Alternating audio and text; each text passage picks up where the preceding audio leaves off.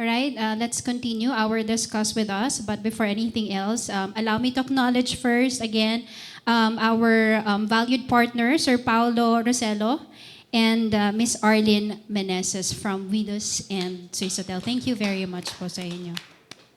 Okay, let's now move on to the second part of our program. Well, as we all know, in the recent weeks po, no, Angeles City faced a major challenge, as we all know, following the collapse of a building po sa Balibago. And during this difficult time, we've seen how passionate, dedicated, and committed he is, no, to public service as he continued to lead the city's response and, of course, address the concerns of the community. Despite of his busy schedule, he has taken time to be with us this afternoon. Ladies and gentlemen, let's welcome Angeles City Mayor Carmelo John Nasazin II, together with our friend Kuya Jay Pelayo, the head of Angeles City Information Office. Thank you very much po for joining us, Mayor John and Kuya Jay. Happy Father's Day po in advance. Yeah. All right, at this point, may we ask some few words, probably opening message po from our beloved Mayor John Lasatin. Magandang hapon sa ating lahat at sa bumubuo ng CLMA Pampanga. Magandang hapon po sa inyo. Okay, since nandito na rin po kayo, we'd like to take this opportunity, of course, to ask for updates, no? First of all, congratulations po dahil finally natapos na yesterday after 18 days yung ating clearing operations sa Ground Zero. And at this point, let me open the floor now for questions from our members. Please raise your hands if you have question and state your name and the media outfit that you represent. Okay. Good afternoon, Mayor John. Albert Langanlale from Sunstar Pampanga and RW 95.1 FM. And of course to our friend Sir Jay Pelayo. Regarding lang po doon sa inyong doon sa ginagawang clearing, no, operation doon sa May Balibago, doon sa Ground Zero. What percentage po ba yung nangyayaring clearing na doon sa debris para sabihin na okay na, tapos na yung ating search and rescue operation? Kung titingnan nyo po ngayon, kung madadaanan nyo o mapapasyal po kayo sa area, halos passable na po ang area. Ibig sabihin, natapos na rin ang clearing operations natin dun po sa site kung saan nangyari po ang trahedya. Just to add, it's dun sa mismong Ground Zero, it's more than 95%. No? The remaining for the fact-finding, DPWH, pag gusto lang gumawa ng sampling to aid in their investigation. No? Pero right now, passable na po yung parehong Chodoro Street and Oak Street dun sa Barangay Balibago. Ang nakabarikada po ngayon yung mismong kung saan yung gumuho na structure, yung kung saan yung mga debris na natitira pa. Pero may nakabantay po tayo doon na mga taga Angeles City Police Office, pati yung ating active or yung Angeles City Tourist Information and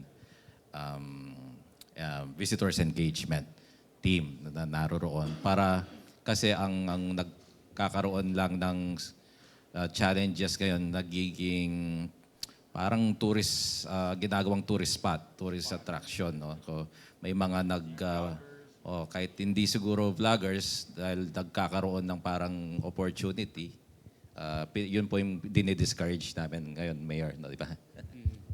Okay, as a follow-up lang po, no, with regards po doon sa bilang ng mga bodies na recover doon sa area, have all these been identified, no? And saan na po naroon yung mga bangkay kung hindi pa sila na-identify?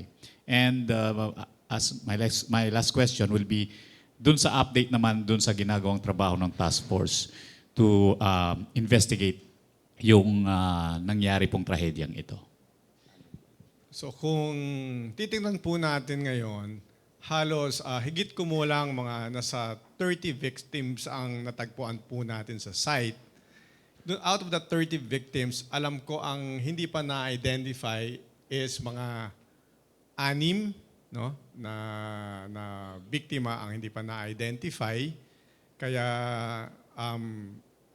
kailangan ng tulong din sa mga claimant kung para siyempre mas madali natin ma-identify. Kasi kung kukuha po tayo ng DNA sample sa mga kaanak ng mga biktima, it would take us at least 2 weeks para malaman po natin kung sino talaga ang mga kamag-anak ng mismong biktima na hindi pa identified.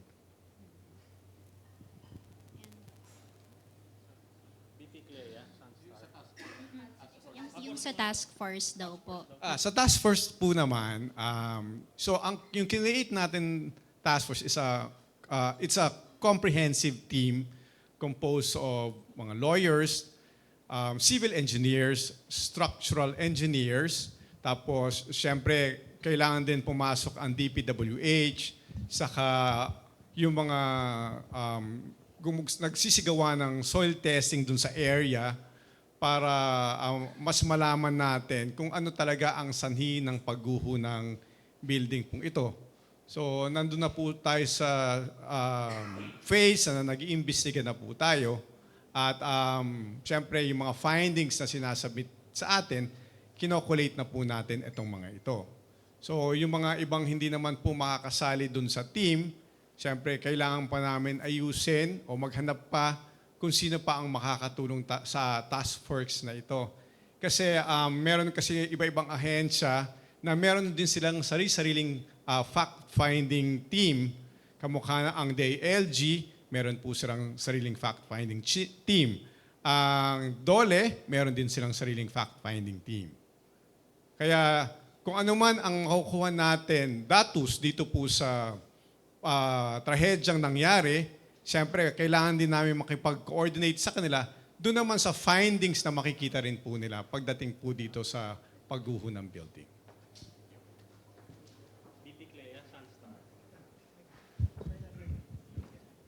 Good afternoon po. Clea, Sunstar, Pampanga. Doon sa mga reports po, actually doon sa mga netizens na marami po yung nagsasabi na maraming magpapamilya na naging biktima. Sa data po ninyo, ilan ho kaya yung mga magkakamag-anak na napasama doon sa gumuho at saka I believe merong pang yung parang anghelenyo lang yata nagtitinda doon sa gilid. Ano ho yung intervention ng city government sa kanila?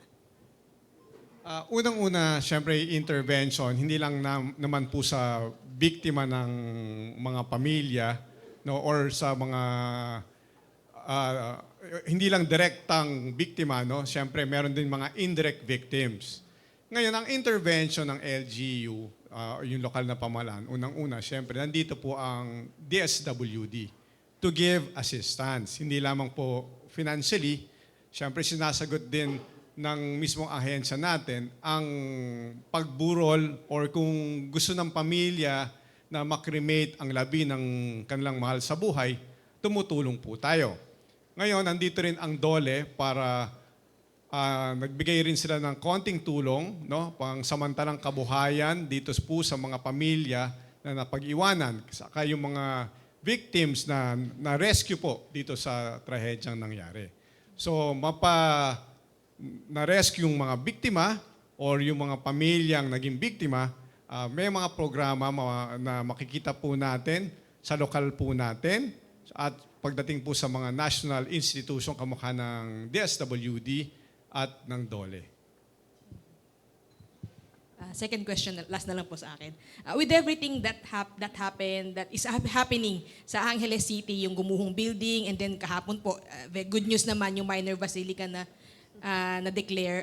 Kamusta po ngayon yung Angeles City sa pananaw po ng ninyo bilang mayor? Kung titingnan po natin ngayon, no, ang Angeles City, talagang maunlad na city ang Angeles City. Well, para karagdagan din po sa ating kaalaman, ang pinaiikot po natin ang mga building officials natin para tingnan ang mga ongoing projects na bumabaybay dito po sa Angeles City para masigurado natin na lahat ng ginagawang mga gusali ay structurally able tayo. No? Yung structural design nila ay hindi nako-compensate. At the same time, kung may mga abandoned buildings na nakikita tayo, binibisita po ng building officials natin para masigurado natin ang structural integrity ng mga building na ito, no, na lalong-lalo yung mga hindi tapos na mga gusali ay ma-test natin uli po ang structural design po ito. Kung kailangan na po bang i-condemn or kailangan pa nilang ipagpatuloy ang mga halos na hindi natapos na mga building. Ngayon po, dito naman sa pagdating sa minor basilica, ay ito po, no, isang karangalan na umabot po sa atin na pangalanan o na elevate ang simbahan natin into a minor basilica. Hindi lang naman natin masasabi na karagdagan turismo ang maibibigay sa atin, kundi ito ay test ng faith ng maraming Anghelenyo. Kaya masaya tayo na naging minor basilica ang simbahan natin at makikita natin na mas maraming papasyal sa atin at makikita natin na parte tayo ng kasaysayan na ang pagiging Anghelenyo na isa ring religious na bayan o na city ang Angeles City. Doon sa mga building po, Mayor, isa sa mga matagal nang nakatenga dyan, yung Platinum ba yun? Yung dating Palladium, yung dating basketball court. Yes Ano? po. So, ano pong ang- status nun? Di ba lupa ng munisipyo yung... Yes po. ano? So yung panahon ni Tatang Tarzan, natatandaan ko po yan, yung mayor pa si Tatang Tarzan, basketball court po yan. So hanggang, siyempre, yun natapos yung term ni Tatang Tarzan, ang pagkaalam ko po sa ngayon, naparentahan po yan ng lokal na pamahalaan. So last year, yun ang tinatanong ko kung ano na ang estado ng lupang ito na tinayuan ng building na na-abandon sa ngayon. So yan po, chine-check natin kung one is, nakapag-comply ba sila dun sa napag-usapan nung araw kung sakali man naparentahan ng city. Pangalawa, kung may mga violations po ba? Para nang sa ganon, kung may violations, dapat ma-rescind na yung contract. Ngayon, kung ma-rescind man yung contract, syempre, importante ma-check natin yung structural integrity ng building.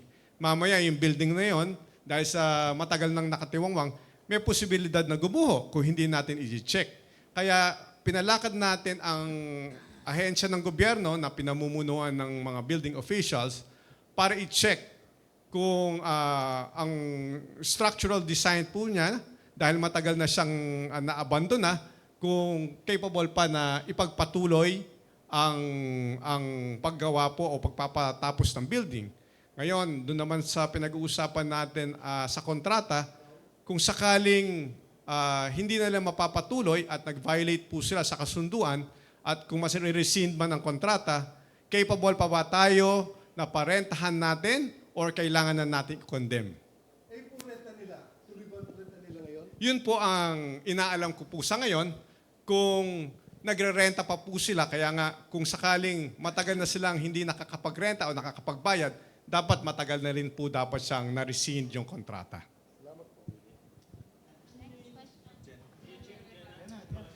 Hello po, Mayor. Jenna po of Balitang Balita. Mayor, when can we have a report or at least a partial report or update sa mga naging development po sa ginagawa ng task force na kinreate po natin para sa gumuhong gusali? Well, by next week, lalabas yung preliminary mga investigations na conduct po natin na pamumunuan po ni Attorney Darwin Reyes. No? So, i-update po namin kayo, invite po namin kayo para malaman nyo kung ano na ang nangyari sa investigasyon na ginaganap po itong halos mahigit na 1 linggo.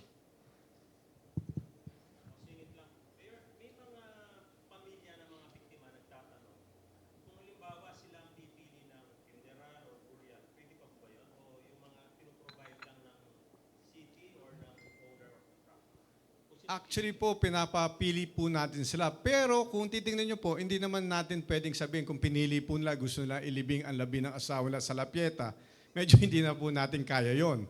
Pero kung pinag-uusapan natin cremation, kayang tumulong ng city for the cremation. Pero yung pagbibili po ng lupa para ilibing ang labi ng mahal na sa buhay dito within Angeles City, medyo mahirap po natin gawin yun dahil alam naman po natin ang mga cemetery po natin, lalo na pag private, napakamahal po ng lupa.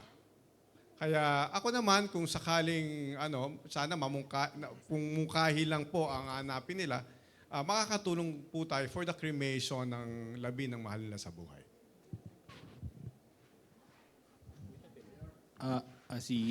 Chairman. Yeah, Boy Santiago po. Mukhang ang sumalubong sa inyong first term,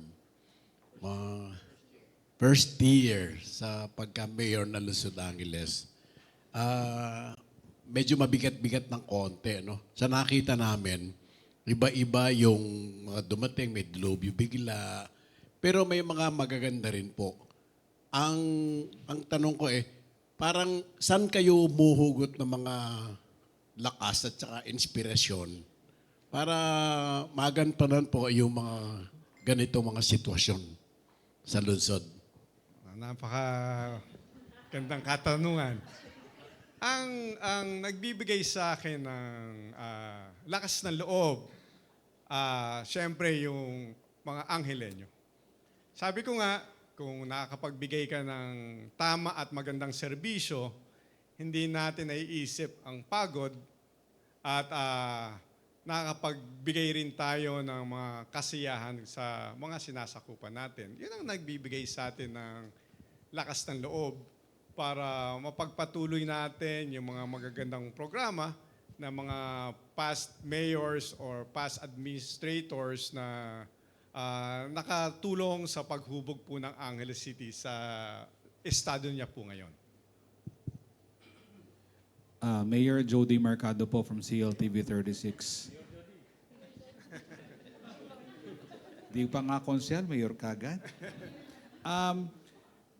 Unang-una po, kahapon na nandoon po kayo doon sa solemn proclamation. No? So, sa palagay po ba ninyo, even though may separation of church and state, merong kapag sa ikabubuti ng komunidad, nagsasama yung dalawa. And aasahan po natin na dadagsa ang mga pilgrims, mga deboto ngayon sa Basilica Minore, Pisamban, Maragul. So, traffic, and syempre yung facilities. Sigurado unang-unang titignan dyan yung CR or other facilities na dadatnan ng mga deboto natin. May coordination po ba with the LGU on that, sir? Kung titignan po natin, tama po tayo, mayroon tayong separation of state and church, no? But kung titignan po natin, ang simbahan ang mismong nakakatulong mismo sa ating mga kababayan because of the values na pwede nilang ituro sa ating mamamayan. No? Siyempre doon tayo humuhugot ng mga paniniwala na para makatulong tayo. Sabi nga ni Among, hindi natin alam kung saan tayo mapupunta. Kahit mismo kami bilang tagapangasiwa ng simbahan, hindi natin alam kung saan din kami pupulutin pagdating ng araw. Pero ang importante, to have a good heart. So ako naman, nakikita ko, maski saan anggulo, kung saan man tayo pupunta, nasa politika tayo, nasa simbahan tayo, kung saan man tayo larangan mapapadpad, importante, we have to have a good heart. Ngayon po, doon naman sa pinag-uusapan po natin na handa ba tayo kung sakaling maraming bibisita. Nandyan po ang library natin. Meron po tayong inaayos dyan. Inaayos natin yung pasilidad para kung sakali man meron gagamit no, ng mga CR o kung anything para kung sakaling kailangan lang gumamit ng banyo, hinahanda na po natin yan. At ang simbahan naman din po, meron din naman po silang capability dahil meron din silang mga fasilidad na nagagamit din po ng mga bumibisita po sa ating simbahan. Okay. Just sige. to Chip J, add on pagdagdag that, po. we would like to also commend yung efforts ng City Tourism Office, no? Dahil parang nag-link-link yung paggawa ng kanilang heritage tour. Nag-complement ito na biglang nandito na ngayon yung proclamation ng Minor Basilica. And pati yung mga neighboring establishments, mga private sector na tumutulong din pag sa traffic katulad na sa Holy Angel, JDN. We also have yung sa Museo ng Angeles, no, KFI City Library na mention ni Mayor John. So this is actually a good problem na maraming mga pupunta pero marami naman yung tumutulong. Sa tingin ko mas mapapakita natin dahil sa harap ng simbahan nandun yung ano po natin, no, ang museo. So it's a parang one-stop shop na makakapagsimba sila at makikita nila ang kasaysayan mismo ng Angeles na lalakarin lang nila para mas marami silang matutunan sa kagandahang na mapapakita natin mismo dito sa museo po natin. Okay, Mayor John. Okay, pwede ba bang i-share sa amin? Kasi meron kaming napansin na o nakita na isang post sa Facebook, black and white photo, childhood years mo. Para kang naglalakad dun sa Pisambang Maragul. No? Hindi ko alam kung first communion yan. Tapos kahapon, ano yung nag-reminisce, no? Naalala mo nung nandun ka kahapon? Pwede mong share sa amin kung ano yung picture na yon, tsaka yung kahapon. Mayor.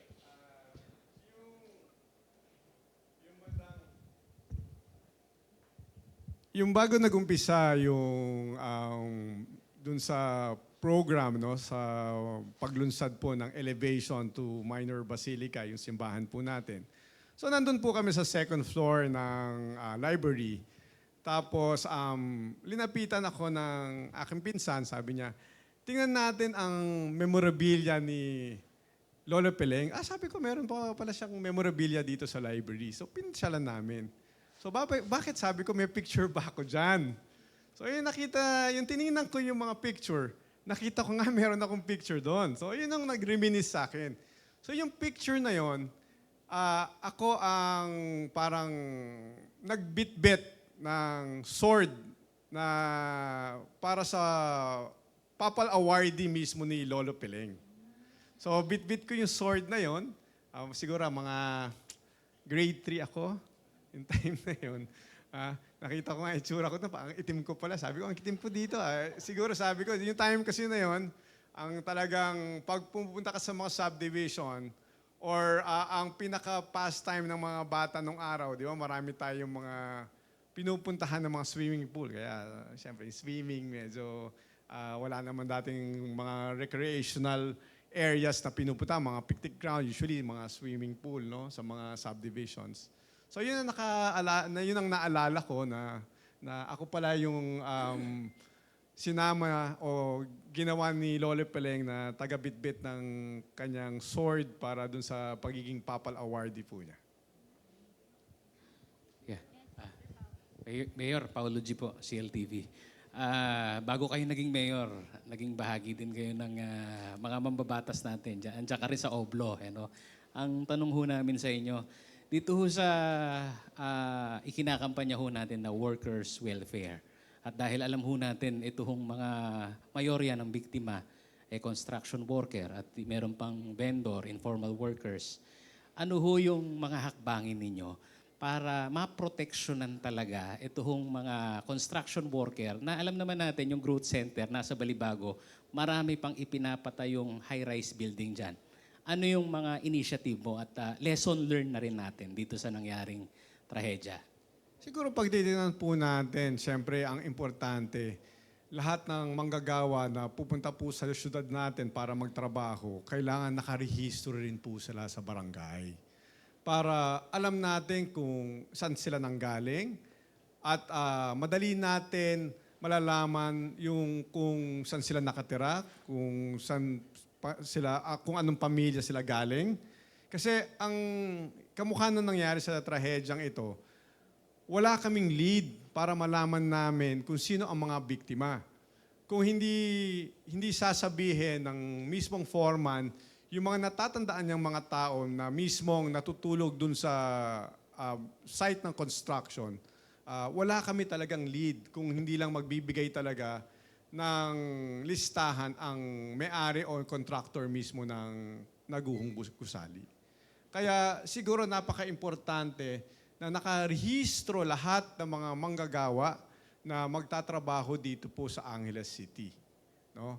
At para well-documented po lahat at hindi tayo naghahanap kung sino man ang possible na maging biktima man kung sakaling may trahedya ulit nangyaring ganito. Siyempre tayo ayaw natin magkaroon ng ganitong klaseng problema at kaya nga pinapaikot talaga natin ang mga building officials natin para ma-check ang lahat ng mga ginagawang mga proyekto po dito kung structurally capable ba ang mga ginagawang mga gusali sa ngayon. Hindi pa po tapos yung investigasyon pero umiikot na yung quitclaim na pwedeng pirmahan ito pong mga biktima at kinumpirma ho ng legal counsel ng may-ari na meron na nakapirma na biktima dito. Hindi ho ba makakaapekto ito dito sa legal battle ng city? Lalong-lalo na sa pagpapanagot dito sa Tingin contractor ko, at karapatan naman ng bawat pamilya kung sakaling yun ang tingin nilang solusyon o tingin nilang mako-compensate yung pamilya. Kasi alam naman natin, pumarito sila para maghanap buhay. Siyempre, kung naghahanap sila ng katarungan, iba-ibang paraan kung paano sila humahanap ng katarungan. No? Kaya kung sakaling okay sila sa quitclaim, wala naman po tayong magagawa po dyan. Siyempre, ang importante yung karapatan po nila bilang biktima, bilang pamilya ng biktima. Pero sa opinion nyo, hindi ba maaga yung quitclaim? Wala naman oras ang pinipili ang quitclaim. Ang importante lang, siyempre kung talagang gusto nila ng katarungan, hindi sila mag-quit claim. Kami naman, ang illegal officers natin, yung hinire natin na mga tutulong sa atin pagdating sa legal, handa rin naman silang tulungan para kung sakaling gusto nilang magdemanda or gusto nilang to go forward with the quit claim. Sa takbo ho naman ho ng mga na-imbestigahan ho natin sa mga lokal na local officials sa departamento, meron pa bang nadagdag na sinuspinde yung inyong pagsisiyasat dito? Sa usapin ng Wala na accountability? nadagdag kasi kung titignan po natin, hinimay lang natin po yung mga pumipirma pagdating sa mga plano. So, siyempre, yun muna ang titingnan natin at sino ba ang nakaupo nung time na yon para pumirma sa mga permit na in-issue. At siyempre, pagdating naman sa kung sino man ang mga elected official ng time na yon, siyempre, ang pananagutan lagi naman po nasa kung sino ang mga pumipirma pagdating po dito sa mga dokumentong linalabas po natin o mga dokumentong pinapa-approve po nila. Panghuli na lang ho. Yung realization natin dito, since nakita natin yung disaster response, ano yung kailangan nating equipment? Lalo na dito sa growth center ninyo sa Angeles. Marami ng building dyan na tumatayo. Huwag naman sanang mangyari yung the big one. Pero ano yung kailangan talaga nating i-procure? Since nakikita natin yung struggle ng ating mga rescuer doon sa retrieval at saka yung mga panahon na crucial time na magsasagip kayo ng buhay. Anong mga equipment na kailangan? Well, ako una sa nakikita ko, pagdating sa opisina, kailangan natin ng mga panibagong teknolohiya na in terms of yung mga programs para ma-check kagad yung structural integrity ng mga sinasabi nilang dokumento para mas mabilis. So, kailangan din natin ng mga mas makabagong mga software pagdating sa opisina. Ngayon, kung mga kagamitan naman na gagamitin natin, siyempre from the search and rescue operation, marami po tayong tinawagan ng mga members po, hindi naman members, yung mga yung expertise na yung mga expert po ng iba-ibang mga municipality or city pagdating po sa disaster, nakita natin yung mga equipment po nila no, na ginagamit. So, from there, makakapagbalangkas po tayo kung ano mas kakailanganin po natin. Kasi iba-iba ang mga terrain na meron tayo, no? Kamukha sa atin dito. Limit lang ang kabundukan natin, no? So, mas lesser ang nakikita natin na possible na magkakaroon tayo ng landslide. So, kung titingnan mo, mas kailangan natin equipment more on pagdating sa pagtatayo ng building. Saka, siguro sa atin, masasabi natin, ma-aksidente pagdating sa daan, no? Kaya, yun ang mga kailangan lagi natin inaayos saka pagdating sa baha at lalo na pagtag-ulan, no? So doon tayo halos na mag-focus, mga equipment na kakailangan natin pag bumaha, no? Pag lalong-lalo pag sa gantong klaseng pangyayari, trahedyang nangyari, no? At sa mga sasabihin natin sa mga motorista natin. Okay. Pwede na ako, sir pa. Okay. Mayor, alam naman po natin ang mga netizen ay marami ang napaka-harsh sa mga nagpupunta sa site na nagpapa-picture and all. But most of them lauded your presence doon po sa site. Halos di na po yata kayo nag-absent. Please tell us, why do you have to be there almost every day, day and night? Gaano po kalaki ang pangangailangan ng presensya ninyo sa site that time? Kung titingnan nyo po, no, pagdating po kasi sa disaster, kahit na meron tayong unified command, ikaw pa rin ang tatayo as responsible officer doon po sa trahedyang nangyari. So, ikaw ang nagdidirekta halos doon sa operation ng buong unified team. Although lahat sila may kanya-kanyang expertise, pero siyempre ang command pa rin ay nasa sa iyo, no? Pero gagamitin mo pa rin ang expertise ng unified team. Siyempre, nahahati po sa tatlong unified team. Meron sa security, meron sa operations, at meron sa logistics. So, titingnan mo kung lahat siya gumagana. So, kunyari, kung may pangangailangan ang pagdating sa search and rescue, dun sa operations, kailangan nila ng truck, kailangan nila ng mga manpower, kailangan nila ng mga engineers.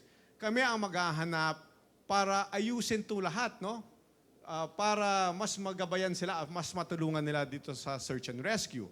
Ngayon, dun sa office naman, siyempre kami naglilista po lahat yan dun sa incident command post natin.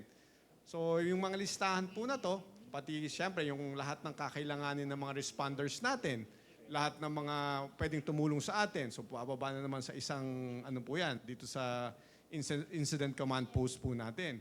Ngayon, siyempre, kailangan naman natin secure yung buong area. No, hindi lang lahat ng tao basta labas-pasok. Mamaya madagdagan pa yung mga biktima dito sa trahedya. Kasi alam mo naman sa atin, kung hindi natin ayusin seguridad, gusto nila, nalalapit mismo sila dun sa site na hindi nila alam na pwede silang maaksidente o sila mismo ang maging biktima dun sa trahedyang nangyari. Yes. How's the experience po? Siyempre, kung titingnan nyo, nakakalungkot yung experience kasi kahit sabihin mong natututo tayo sa ganitong klaseng trahedya, pero nakakalungkot kasi nandito ang Disaster Risk Reduction Management Office to save lives. So ayaw naman nating magamit ang opisina to save lives. Gusto natin, nagagamit natin ang opisina para makatulong, no, sa mga minor na kalamidad, no? Hindi yung kamukha na nangyayari ngayon na parang naghahanap tayo ng mga biktima para sakaling namamag-asa tayo na merong buhay dito sa mga nabiktima. Kaya, siyempre, marami tayong natututunan but ayaw natin ulit mangyari ang gantong klaseng trahedya. Just to add, Ms. Jenna, dun sa question mo, it's really very important na nandoon yung presence ng responsible official on the Unified Command. Dahil yung mga unang araw, dagsa talaga yung overwhelming support ng mga iba't ibang LGUs and national agencies. So sa sobrang dami ng mga running responders within a day, kailangan magdesisyon ang responsible official through Mayor John kung paano niya ikakamada yung mga resources na available. Lahat yan, dagsa, dumarating mga heavy equipment, mga tools, mga personnel, mga DRRMs coming from different LGUs. So siya magde-decide paano pagkahati-hatiin para hindi masayang yung mga resources natin at ma-maximize yung kanilang mga expertise na naroroon. No? And doon yan na-assess yung mga nangyayari. Kagaya na nabanggit niya kanina, hindi lang yung mga direktang apektado, but also those in the adjacent surrounding na indirectly affected din. Doon sa pag-ikot niya, pag punta namin sa isang part ng Oak Street, nakita ni Mayor John, meron palang mga na-trap na ilang mga families doon, no?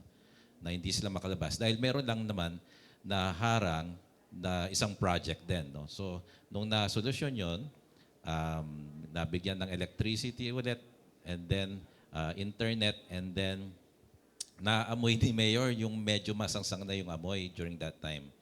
So meron ulit tayo mga naka-standby rin na mga from sanitation team yun, sa disinfection, spraying, misting, and fogging. Naroon lang sila. So again, yun yung pag-mobilize. Nandun yung mga resources natin. It's really parang nandun within the area of the incident command post, yung bayanihan spirit ng mga Pilipino. No? You may also review sa mga pictures. Yung iba nakahiga na sa flooring, yung mga iba nating mga responders. Pero natutuwa sila pag na bibigyan ng importansya yung kanilang pagiging volunteer doon sa lugar na iyon. Hindi po ba kayo na-traumatize? Kayo mismo, paano po ito naka-apekto sa inyo emotionally? Mayor, nakikita ninyo, naaamoy ninyo, nakikita niyo yung mga tao, umiiyak. Paano po ninyo yun na-handle emotionally? Paano po yung naka-apekto sa inyo? Pag ganitong klaseng trahedya, kailangan matibay ka. Mahirap naman na ako ang responsible officer, ako pa yung bibigay dun sa sitwasyon, di ba? Kailangan tibayan mo ang loob mo dahil alam natin na maraming tumutulong sa atin. Hindi lamang ang sumusubaybay sa atin, ang pinakamahal natin sa itaas, kundi ang lahat ng mga kalapit natin ng mga city and municipalities at mga responders po natin. Kasi pag ganitong may mga trahedya, kailangan tulong-tulong tayo. Wala pong magaling dito pag may ganitong klaseng trahedya o sakuna, kailangan talaga nagtutulungan. Walang magaling dito. Kasi kahit na paulit-ulit natin inaaral, nagsisimulate tayo ng mga possible na pwedeng mangyari, iba pag meron nang nangyari sa actual. Minsan, lahat ng mga kasamo, kahit na anong sasabihin mo sa kanila, bibigyan mo ng direksyon. Gaganyan lang sila, oo lang, gaganyan. Pero parang walang pumapasok dahil, syempre, emotionally apektado sila. Kaya kailangan matibay ang saloobin mo para panindigan mo at tapusin mo ang dapat mong gawin bilang responsible officer. Next question. Joe Salazar from Newsline po. Mayor, may mga establishment na hindi direktang nabagsakan. No, sa ngayon, siguro sarado pa sila. Nakipag-ugnayan na ho ba sila sa inyo? Like may mga empleyado yan na hindi nagkatrabaho, 18 days na. Paano po yung coordination sa inyo and meron po ba silang compensation? Actually, yung mula pa ng siguro mga day 2, day 3, no? Nakipag-coordinate na tayo sa kanila kasi iba doon meron silang mga kagamitan mismo sa iba-ibang mga establishment sa napag-iwanan nila. At nagbigay na rin tayo sa kanila ng legal advice, no? Para kung sakaling, kung paano natin sila tutulungan dahil sila indirect victims po itong mga ito, maraming nawalan ng trabaho, maraming nawalan ng negosyo. No? Kaya alam na rin nila ang gagawin nila. Nakipag-ugnayan naman po sila sa lokal na pamahalaan. So tingin ko naman yung isyung to, no, ma-address natin at sa palagay ko naman, mako-compensate ang lahat ng mga apektado within the area. Next. Teka lang. Okay. Sino yun? Chris. Just a quick question in relation po dun sa tanong ni Sir Joe. I remember during our last press con po, parang walang masyadong malinaw na coordination between LGU and yung owner tsaka yung contractor. Sinabi po nila na ibibigay nila yung nararapat na compensation. Kumusta po yun ngayon, Mayor? Hindi lang po para dun sa mga pamilya, pati po dun sa mga business establishments na naapektuhan. Natutulungan po ba nila? Kung kayo, you are doing your part, sila po ba kamusta? Kung titingnan nyo po, kamukha ng naibalita sa inyo na halos tinatawagan nila yung mga victims, family ng victims for the quit claim. So kung titingnan natin, parang nakikipag-ugnayan na sila. Kaya doon naman sa mga indirect victims, tingin ko hindi pa sila nakakapag-reach out dito sa mga indirect victims. Kaya nga, ang ahensya natin, binibigyan sila rin ng legal advice kung anong possible na pwede nilang gawin dito sa trahedyang nangyari. Kasi, siyempre, apektado ang unang kabuhayan nila, apektado rin yung lahat ng mga workers nila. Hindi lang naman ang victims ang apektado. So, may mga indirect victims tayo na hanggang ngayon, hindi pa sila nakakapagtrabaho. Kaya, kung wala man silang gagawin, siyempre, binigyan naman natin sila ng direksyon kung ano ang pwede nilang gawin. Pero may mga nagbukas na po ba? Since natapos na po yesterday yung operation natin? Ang tingin ko naman po na hindi makakapagbukas, yung malapit mismo dito sa Naguhong Gusali. Kamukha yung nabagsakan ng mga debris, dito sa gawang, kung nakaharap ka sa building, galiwang kanan, gawa ng, siyempre, kailangan ayusin muna ang buong building. Apektado ba yung building na to dun sa pagguho? Naapektuhan ba yung structural integrity ng building niya? Kaya, kailangan munang ma-assess din po nila yung mga building kung saan man malapit dito sa Naguhong Gusali.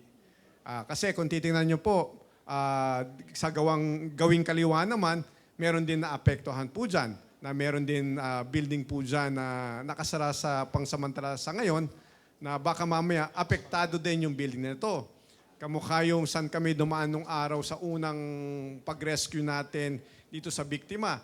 Meron din bahay na natamaan, na syempre, yun din, kailangan makompensate din yung bahay niyo kasi doon po tayo dumadaan. Ginagamit po natin yung bubong niya para daanan dun sa pakababa po tayo dun sa kung saan man ang na-allocate ng yung mga ibang biktima. Chris, Newsline. Sir Jay, doon sa biktima na Malaysian nationals, diba, dumating yata yung pamilya nila. Tanong ko lang kung nakipag-unayan na sa inyo si Aminang sa mga nawawalang belongings nung Yes, Malaysian. actually nung mga unang, siya yung casualty number 1 si Malaysian National. So, continuous yung ating ugnayan with the Malaysian Embassy at yung isang daughter ng Malaysian National. Na-retrieve natin yung isang vault doon sa room kung saan nangungupahan si Malaysian National. Nasa pangangalaga ngayon ng dati ng Incident Command Post, pero dahil nag-demobilize na tayo, na roon ngayon sa Angeles City Disaster Risk Reduction and Management Office yung vault. So kailangan na pumunta ron yung daughter or yung Malaysian Embassy para sabay-sabay na ma-open yung nilalaman. Sir Jay again, ilang beses nabanggit na ang daming mga pupunta sa site, parang naging tourist destination na nga.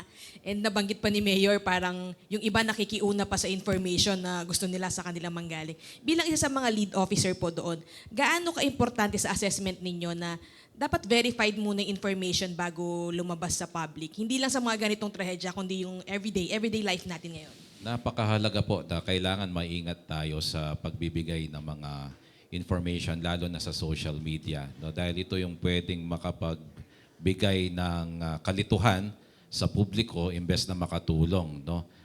Kami rin po, nung mga unang araw during the incident command system, nung bagong tinatag yung Unified Command. Nagkakaroon din kami ng mga suliranin sa pagtanggap ng mga impormasyon bago namin ito na ibabahagi sa publiko. So, ganun, isa po yon sa mga reasons kung bakit nagkakaroon ng konting delay sa pagbibigay ng impormasyon dahil mahalaga muna na ma-verify muna namin kung saan nanggagaling yung information bago namin ito ibabato sa publiko. Thank you. Alvin Masangkay po from News Channel, Mayor. Gusto ko muna kayong kumustahin kung kayo po ba nakakapagpahinga pa? Nakakapagpahinga pa po ba kayo, Mayor? Kung sa ngayon po, no, kahit naman yung trahedya, nakakapagpahinga naman tayo. Medyo sanay naman po ang katawan natin pagdating po sa trabaho. Una, medyo late naman ako natutulog pero maaga pa rin ako nagigising. So yung cycle ng ginagawa ko everyday, parang naging normal na lang sa akin ang gandong klaseng sitwasyon. Kaya nakakapagpahinga naman po. Buti naman po kung gano'n. Pero anyway, yung tanong ko lang, Mayor, yung magkakaroon po ba ng pagbabago doon sa pagkuha ng business permit? No? Lalo na, siyempre, para ayaw nating maulit yung mangyari yung ganitong trahedya. At magkakaroon ba ng konting paghihigpit para... Kung titingnan nyo po, no, mayroon tayong binabalangkas para sa mga, siguro, mga amendments, no, sa mga existing natin mga ordinansa. Definitely may pagbabago, but nananawagan ako sa publiko na siyempre kasi ang sistema kasi ng gobyerno, marami dyan nakikiusap. Ang sa akin lang, gawin lang nilang tama, ayusin nila yung mga dokumento nila, at siguradong mas mapapaganda natin ang implementasyon ng lokal na pamahalaan. Kasi minsan, nagkakaproblema tayo sa mga ganyang pakiusap na sasabihin nila, napakahigpit ng gobyerno, napakahigpit ng lokal na pamahalaan, na kung titingnan po natin, hindi po para sa amin ito. Para sa mga mamamayan, para mas protektado sila. Okay, Mayor, bukas araw po ng kalayaan. Ano ho bang programang meron na nihanda ang syudad, Angeles, at ganoon din sa araw po ng Lunes in commemoration of the Mount Pinatubo eruption? Meron po tayong gagawin po natin yung ano po natin, no, may seremonya po tayo dito po sa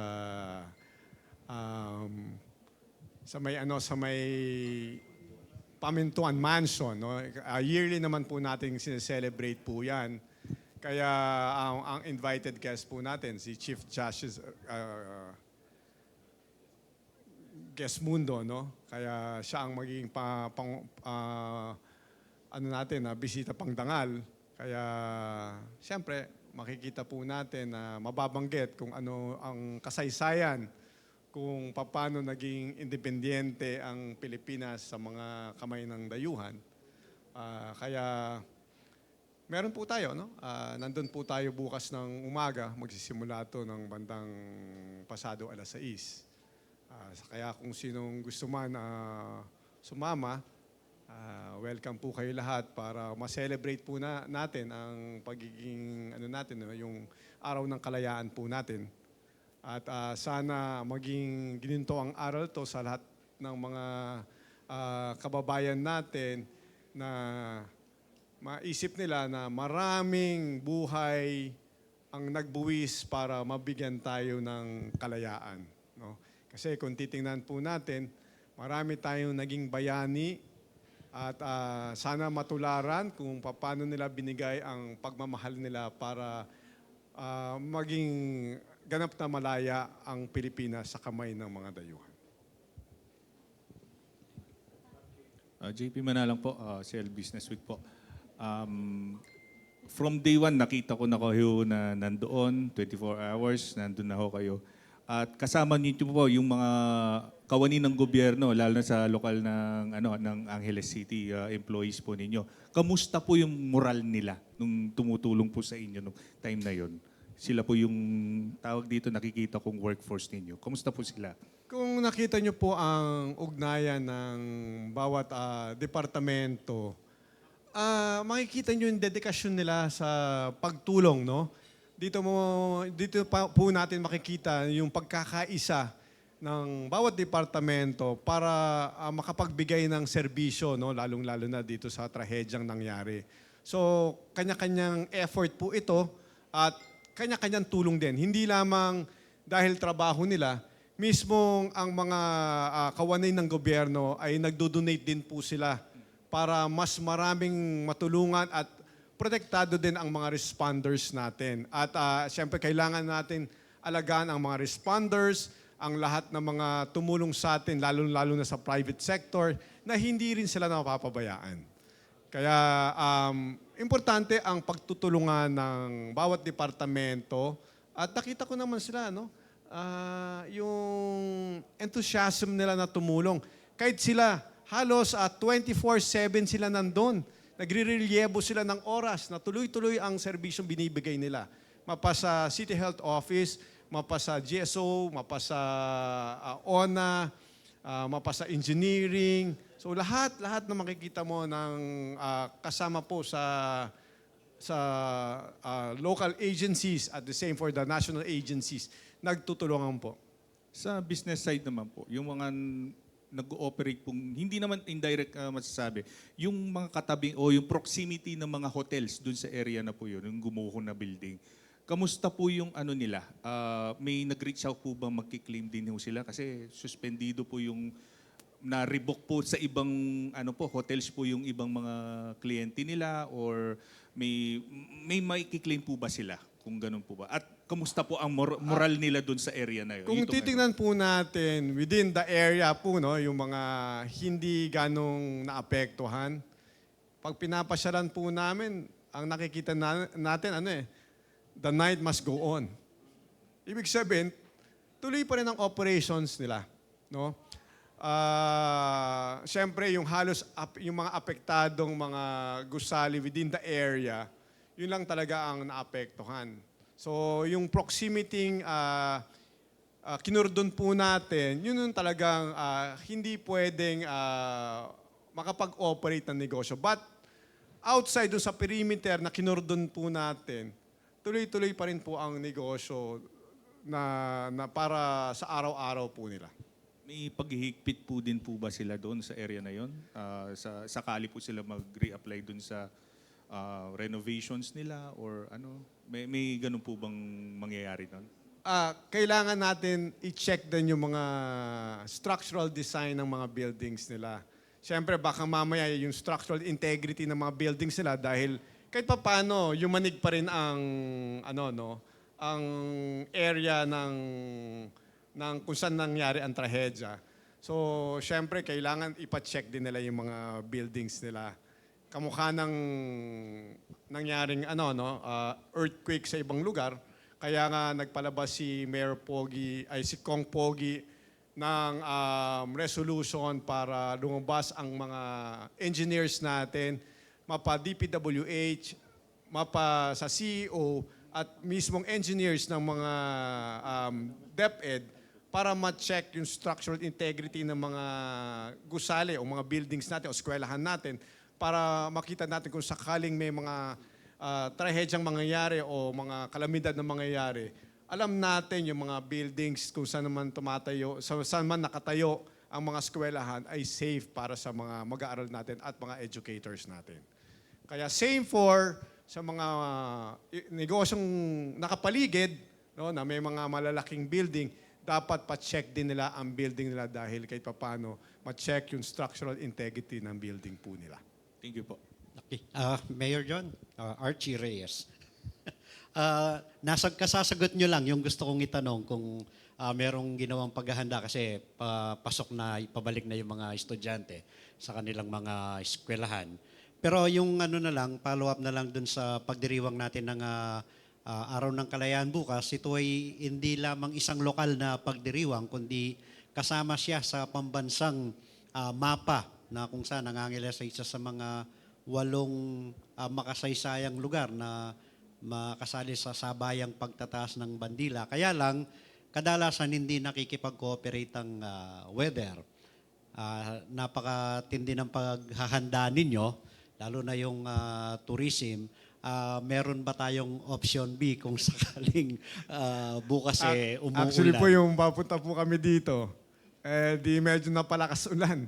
Sabi ko, teka, i-check muna natin yung plan B natin. Baka mamaya tumuloy-tuloy yung ulan na to. So, hindi ko po kayo masasagot ngayon. Dahil papunta po kami dito, inaalam ko yung plan B natin. May suggestion Okay. po daw, mag-alay po daw tayo ng itlog sa mga Carmel. Mag-alay tayo ng itlog. Kailangan natin pumasyal po sa Carmelite. For our last question. But before that, I'd like to acknowledge po our friends from Swiss Hotel and Hand, si Miss Patty, Miss Cheryl, and Ma'am Cooks. Thank you po for dropping by. Next, for our last... Okay, sige po. Go ahead. Good news. Last two. Yeah, last two. Hello po, Mayor Gerald po from Pampanga PIO and Punto Central Luzon. So kahit marami pong hamon, meron po mga biyaya.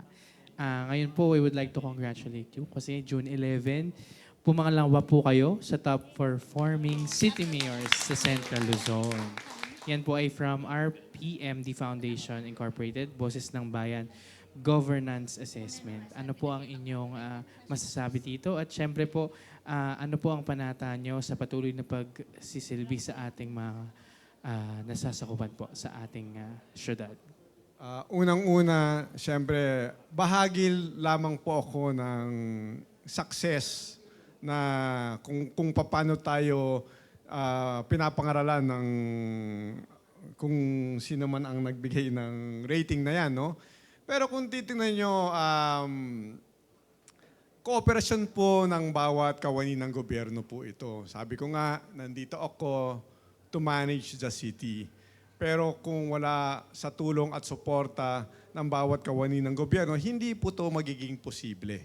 So ako inaalay ko ito yung sa mga dedicated na public servant na within Angeles City na laging sumusuporta po sa mga magagandang adhikain para makapagbigay tayo ng magandang serbisyo, lalong-lalo na sa Angeleños. Kaya thank you sa lahat ng mga departamento at kawani ng gobyerno na nakipag-ugnayan sila, nakikipagtulungan sila at binibigay nila ang lahat ng makakaya nila para matulungan mismo ang syudad po ng Angeles.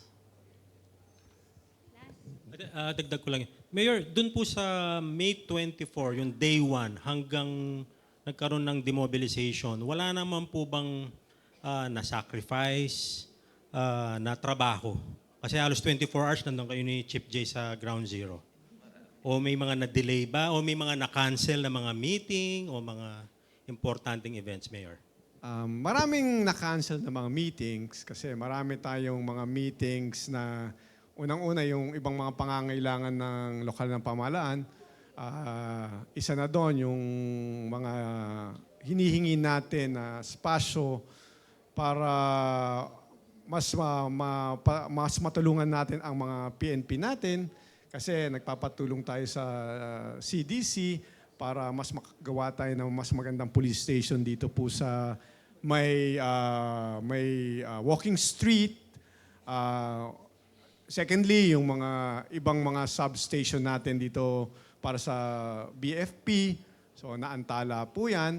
So yung ibang mga nag-courtesy visits sa mga ibang nagtatayo ng mga panibagong negosyo sa Angeles City, siyempre kahit papano, na-move pa po yung mga oras po na yan sa kayong mga meetings. Kaya minsan, para matuloy lang o magawa natin lahat yung mga ibang na pag-iwanan, yung opisina ko, linipat ko po doon sa Ground Zero. Doon po ako nag-uopisina para tuloy-tuloy ang mga transaksyon. Ngayon po, yung mga ibang nag-courtesy visit, yun lang po ang halos nabigyan ng panibagong schedule. Pero sabi ko nga, hindi lang naman kailangan natin ayusin yung mga biktima ng trahedya. Kailangan pa natin ayusin pa ang buong city. Hindi naman natin pwede iwanan ng city dahil meron tayong trahedyang nangyari. So dapat tuloy-tuloy ang pamamalakad tuloy-tuloy ang pagbabalangkas kung anong kakailanganin ng city at tuloy-tuloy pa rin ang operasyon para mas makapagbigay tayo ng magandang serbisyo. Kaya hindi naman po napuputol doon. Kaya mas mahirap kasi double time. So habang tapos na ang pag-formalize ng operations for the day, ayusin mo naman yung mga kakailanganin nyo pagdating po sa mga gagamitin natin para sa araw-araw na pangangailangan naman ng local na pamahalaan. With that concludes. Last question, pahabol daw. Mayor, pahabol. Ito'y isang national news, although nakakalungkot na naman, itong nangyaring itong sports news. Mayor, bilang alumnus po ng Ateneo, ano pong reaction o pahayag po ninyo dito sa mga atleta natin na Ateneo Blue Eagles, Mayor? Unang-una, siyempre, nakikiramay ako sa pamilya na sawi sa nangyaring ito. Unang-una, hindi naman natin talaga alam ang katiyakan kung ano nangyari sa trahedyang ito. Kaya kung meron man foul play, siyempre kailangan may pananagutan po dyan. Pero sana naman wala naman foul play. Pero importante pag may ganito, well accounted for. Tapos siyempre inaalagaan din natin yung mga atleta natin. Siyempre may mga responsible officers po dyan. So siyempre laging may safety net yan. Ang importante lagi nating isipin yung pangalagaan natin ang mga hindi lamang po atleta natin. Kung sakaling meron man tayong pupuntahan sa mga mag-aaral natin, laging inaalala natin yung safety ng bawat, hindi lamang estudyante, Kaya nga tayo, kailangan i-safeguard natin ang buong city kung sa sinasakupan natin. Pero siyempre, ang presidente natin, alam naman natin, binabalangkas niya yung safety ng buong sambayanan. Kaya yun, isang aral na lagi natin iniintindi kung paano natin masi-safeguard ang safety ng bawat Angeleño at ang bawat mamamayan ng Pilipinas. Last na lang ho talaga para kay Sir J. Pelayo. Since itong trahedya dito sa Balibago, aminin natin sa hindi, may epekto sa imahe ng Angeles. Anong panawagan mo sa business sector, sa mga karatig nating bayan, sa mga turista na laging pumupunta sa Angeles, At ano yung plano ninyo para maibalik yung tiwala, lalong-lalo na yung business sector para itong usapin ng wag nang mangyari pa, Anong gusto ho ninyo sabihin? Well, una sa lahat, yung sa business sector, nagpapasalamat kami dahil isa rin sila kahit na alam nilang ganito yung nangyari sa mga tumutulong since day one sa pagbibigay ng mga food and beverages sa mga responders na naroon. Una sa lahat na recognize natin yung kanilang sympathy doon sa pangyayari. And nakita rin natin na nagdulot rin ng biglang nabuhay yung resiliency rin nitong mga sa business sector natin. Alam nila na kung sino muna yung kailangang priority during that tragedy, who is yung mga talagang affected families muna. And then, habang patuloy na nag-progress yung mga araw, doon na sila umaentradang nakikipag-ugnayan sa lokal na pamahalaan. At tayo naman sa lokal na pamahalaan, nakikipag-cooperate din sa kanila. At iba pang mga organisasyon katulad ng HARP, nakikipagtulungan din sa Angeles City LGU sa pagtukoy, pag-identify ng mga empleyadong direktong apektado, indirectly affected. Nililista po yan katuwang ng ating City Tourism Office at ng active, para nang sa ganon ma-assist sila through our city legal office sa mga tamang ahensya na pwede silang maka-receive ng karampatang benepisyo coming from various LGUs, various national agencies na apektado dito sa naging insidenteng ito.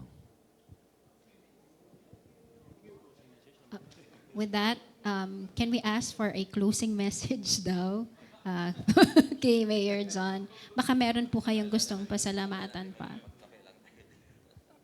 Sa CLMA family, maraming salamat at kahit papano, naimbitahan niyo po kami. At sa Angeleños, no, kahit meron gantong klaseng pangyayari, no, alam po natin ang Angeles City laging handang bumangon, no, at lagi tayong moving forward sa maganda pang pwedeng mangyari for the city at lagi po tayo dito umaantabay para mas mapaganda natin ang serbisyong pwede natin ibigay sa Angeleño at magtulungan po tayo dahil hindi po para sa akin ang city, para sa ating lahat at ako'y nandito bilang to manage the city sa abot ng aking makakaya at ang pagtutulungan natin ito magiging instrumento sa progreso. Alright, thank you very much po Mayor John and Sir Jay for answering the questions. Okay, Mayor John, sa ngalan po ng CLMA Pampanga, sa 4 o 5 beses po namin kayong inimbita. Hindi niyo po kami binigo. Maraming salamat po. Mula Kongreso hanggang ngayon pong kayo ang aming alkalde dito sa Lungsod ng Angeles. At pass the mic. Yes, as a token of our appreciation po, we would like to present a plaque of appreciation, of course, to our mayor. But allow me to read it first po. Certificate of appreciation is presented to Honorable Carmelo John B. Lazatin II, City Mayor of Angeles City, in grateful recognition of his invaluable contribution as resource person during the Discuss With Us Media Forum in conjunction with the celebration of the 128th Philippine Independence Day. His insightful participation and meaningful engagement is discussing the latest developments at Balibago Ground Zero as well as providing a preview of his first year of accomplishments as local chief executive of Angeles City, have greatly enriched the forum and contributed a more informed public discourse. For his dedication to public service and his unwavering commitment to transparency, accountability, and community development, we extend our deepest and sincere gratitude. Given this 11th day of June 2026, Widows Hotel Clark, Pampanga, signed by our Chairman Emeritus, Cesar Bong Lacson, our President Mark Alan Sison, our Chairman Alberto Boy Santiago, and our Executive Vice President Albert Lacanlale. Palakpakan po natin si Mayor John.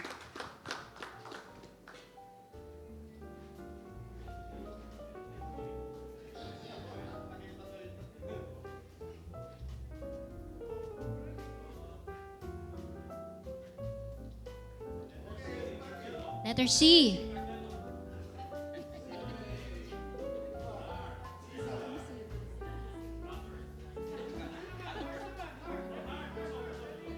Heart.